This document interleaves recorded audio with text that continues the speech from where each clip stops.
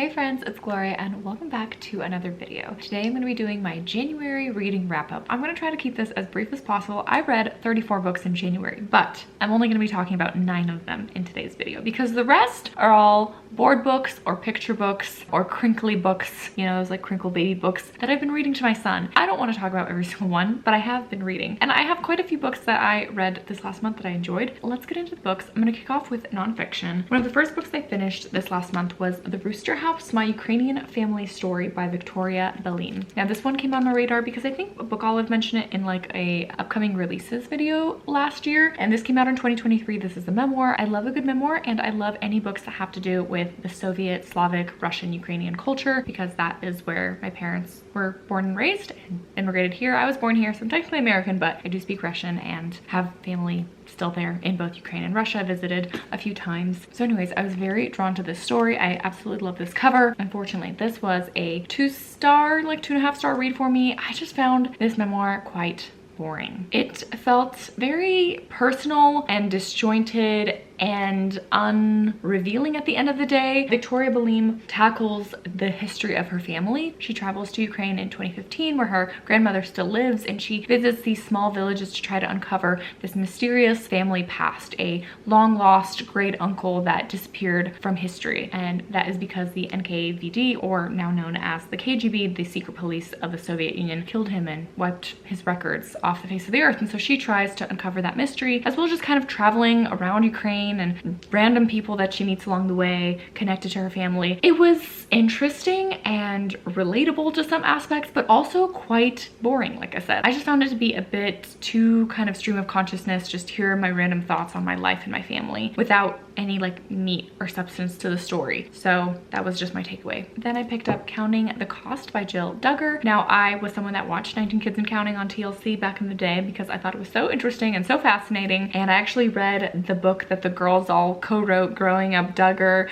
about like how to be a pure Christian girl. I read that when I was like a teenager, and I read her sister's memoir that came out in 2023, Becoming Free Indeed. So with Becoming Free Indeed, her sister's memoir is very spiritual and more about coming out of a cultish religion, not necessarily anything to do with the show or the family. But this one, Counting the Cost, is a lot more of a behind the scenes, lay it all on the table. This is what actually went down with my dad and my mom and my brother, and all of the like what you didn't know was actually happening behind the scenes, behind the camera. A lot of it just really made me sad, but it did feel a lot more like a tell-all, like here's the truth behind the story. So if you're interested in that, then I would recommend it. But for those that maybe didn't even watch the show, this wouldn't really matter or care, but someone who was a fan of 19 Kids and Counting, it was interesting to get a behind the scenes for that. Next, let me touch on 2 contemporary books, starting with Winter Solstice by Rosamund Pilcher. Now I picked this up because it was a stormy, snowy, wintry ice week or so that we had. I think a lot of people in the US experienced it. It was freezing cold, and I was very in the mood to pick this one up. When I mentioned this in the book haul, so many people recommended that I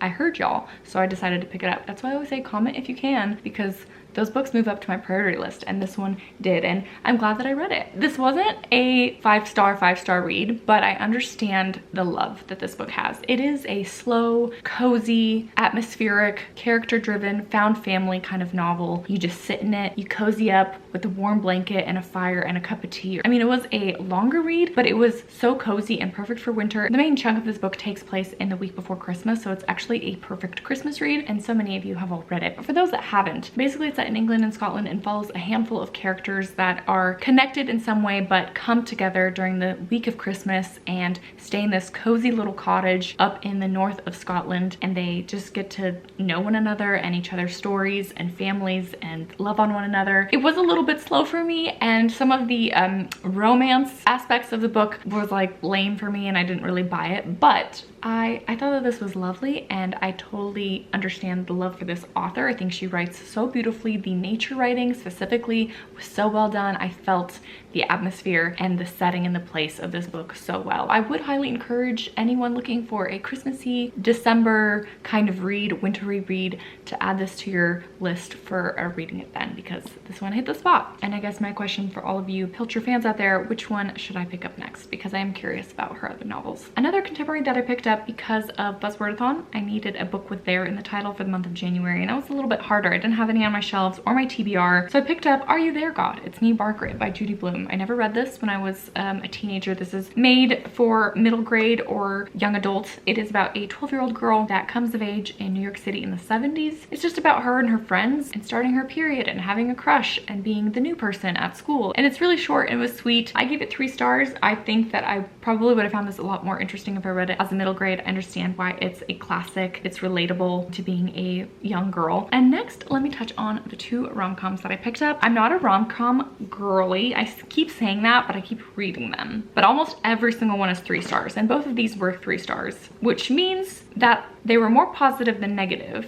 And I overall like them, but they were not great books and they definitely won't be ones I remember or really think about. They're just like fluffy fun reads. All that to say, I read 2. Like I said, both 3 stars. Are they even worth talking about individually? I'm not sure. Practice Makes Perfect by Sarah Adams. I did read When in Rome. This is a companion piece, but you don't have to read them together. This is about a small town and a girl who's known as the goody two-shoes. She's sweet and kind and lovely and just innocent. She falls in love with the bodyguard bad boy covered in tattoos, but in all actuality, he's not a bad boy and she's not the goody two-shoes, and they develop a relationship and the whole town is like, oh, you guys shouldn't be together, but in the end you should be together, and it was fine, you know. And then Yours Truly by Abby Jimenez, beloved author by so many. I also read Part of Your World. This is a companion piece, and this one I had a harder time buying the romance, even though this one wasn't really realistic at all either, but I kind of like this one a tiny bit more. In Yours Truly, I really didn't feel the chemistry between the couple, if I'm honest. What I did really like about this book is mental health rep in terms of someone dealing with anxiety. Not that I've really dealt with real anxiety per se, but I tend to be more of a worrier and an anxious presence, if you will. So I loved being in the headspace of someone who is constantly thinking about things, trying to set their mind, set their expectations, particularly when it comes to social occasions, like who's going to be there, what's the vibe, how should I dress, what's it going to be like. I, as an Enneagram 6 and a worrier and someone who overthinks in general, I totally loved being in the headspace of this person and the questions that they were asking, because it's stuff that I would ask. All that to say, I found that relatable. The romance in here wasn't my favorite. 2 doctors, both have relationship trauma. One got cheated on and is divorced. One had a weird relationship that he wasn't treated well. Then they find each other, and there is a fake dating trope, which then of course leads to more. So it's really like fake dating, friends become lovers, which is sweet. I much prefer that over like instant attraction, but at the same time, I don't know, I had a hard time really caring about the girl here for some reason. She bothered me, the main character. But anyways, so those were my takes. Let me quickly mention the one historical fiction, and definitely, let me double check, my favorite read of the month. I would say this next one will be Winter Solstice. Was also great.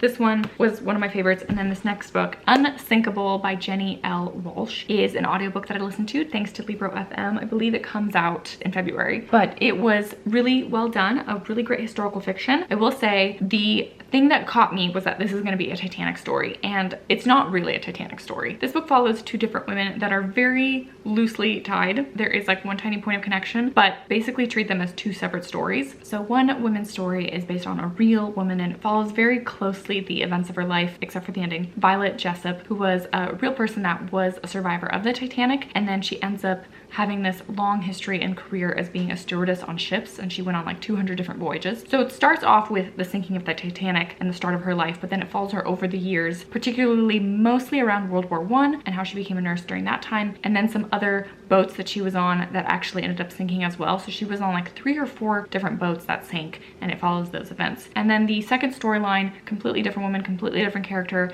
In the author's note, she was inspired to write this character as really a compilation of different women that were involved in the French Resistance during World War II. So you have this spy, this female spy, who's kind of like this cool badass chick and speaks a ton of languages, and she gets swept up into the French Resistance. And I would say both separate storylines were really great on their own. And my main critique of this book is that I wish they were 2 separate books. I wish we just followed Violet Jessup and her life and her story, and then I wish we just followed Daphne, the other woman who was a spy. Her story was really interesting. They didn't really need to be in one book together. That's my main critique, but that's totally a me thing, because you get alternating chapters of these women and alternating timelines, obviously, and it's sort of like whiplash, right? I'm like, I just want to be in this person. I just want to be with them and hear their life. I don't want to go back over here, even though I like what's going on over there too, but so that's just more of a me critique. But for those that love dual timeline, dual perspective historical fiction, I think this one's for you. So don't sleep on it if you're a historical fiction fan. But I will say, yeah, the cover and the title are a little bit misleading-ish. It does follow some some maritime disasters, but the Titanic is like the first chapter or two of the story, and then you kind of move on to these women in their lives. I really liked it. I definitely am interested in what else this author will write in the future. The audiobook was also really great, so would recommend. Solid, like 4-star read, not like my favorite read ever because of that alternating perspective. And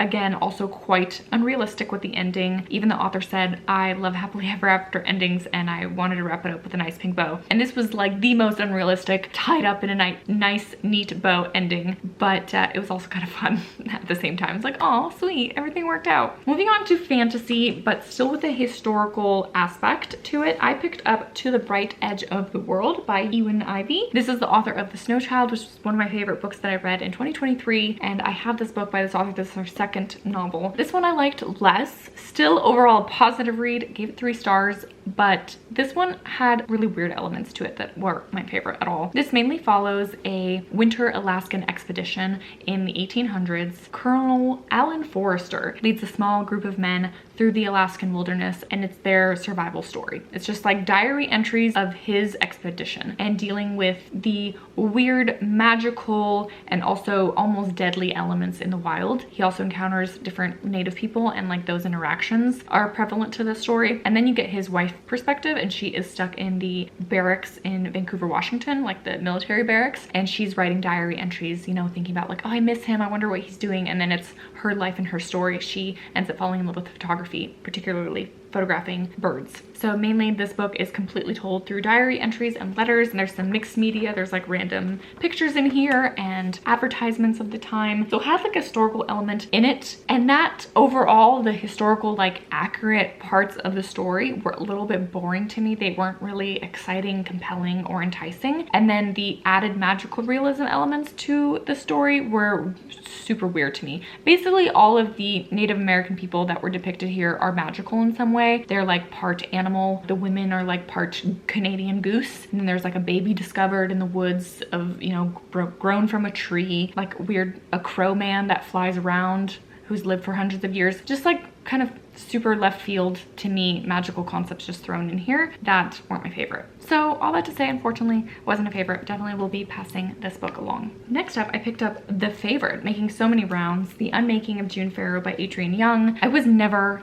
at all drawn to this book because, again, fantasy is just not my cup of tea, but I think people talked about that this is a time travel book and it does have a strong historical element to it, which is why I was like, okay, I'll pick it up. But I only gave it 3 stars. So did I need to pick it up? No, probably not. I could have read something else. This does have a time travel, like time loop, timeline kind of thing. Like think Loki and think kind of Outlander-esque, like can the past affect the future? Can one person jump through time? It almost reminded me of like Dark Matter a little bit by Blake Crouch, like different aspects of those books. But mainly this is a book about a young girl who her and the women in her family have some weird thing, and that is something to do with time travel. And she basically goes back in time, the 1950s, and realizes that she had a whole life there and she doesn't understand what's happened. So she's trying to piece together this mystery about like what's going on. How is she traveling through time? Why did no one tell her this or prepare her for this? And so you find this one woman who is trying to figure out what timeline she wants to live in, trying to uncover a mysterious past. And I also just had a really hard time buying it. Like the magic of how things worked in here was not explained well. I also, being the realist that I am and why I have a harder time with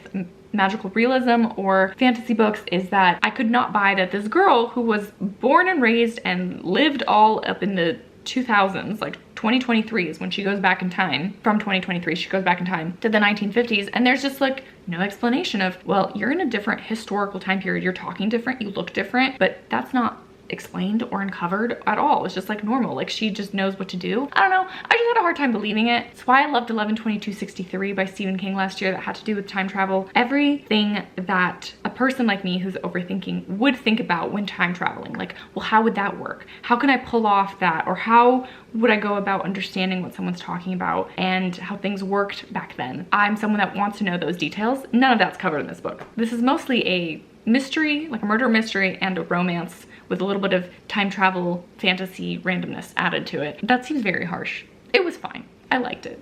Okay. but it was forgettable for me too, and the realist in me had a hard time loving this book. That's my very haphazard critique. I feel like I suck at talking about books these days. I'm sorry, guys. But anyways, I'm almost done. I'm gonna finish with Nimona by N.D. Stevenson. This is a graphic novel. Picked up on a whim. Just came across it. This is one of the most popular graphic novels, young adult graphic novels in the past few years. I love a good graphic novel now and again. Fortunately, this one wasn't a favorite. I gave it 2 stars. I thought it was okay. Like, it was a bit random. It was about 2 knights and this magical force field girl that like can shapeshift, and it's an unlikely friendship between them, and he's a evil villain in this kingdom, but he's actually not, and she likes to cause havoc, and they end up like saving the town and saving the world kind of thing from the evil institution, and it was all just kind of fine.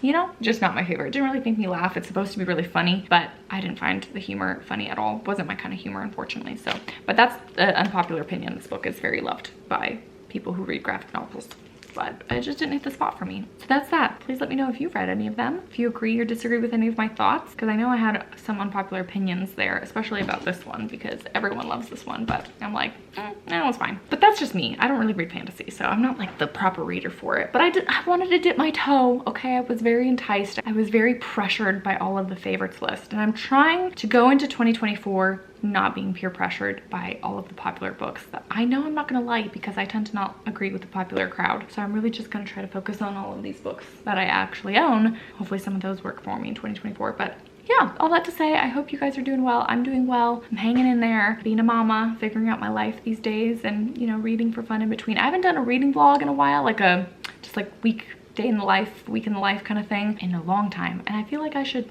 bring that back, because I have a hard time figuring out how to sit down video, but maybe if I vlog some clips over a week, I think that could be fun, and you, I feel like, could be interested in seeing my life and my son's life and what we get up to. But yeah, all that to say, hope you guys are doing well, and thank you so much for spending some time with me, for watching, and I will see you guys in another video soon. Bye.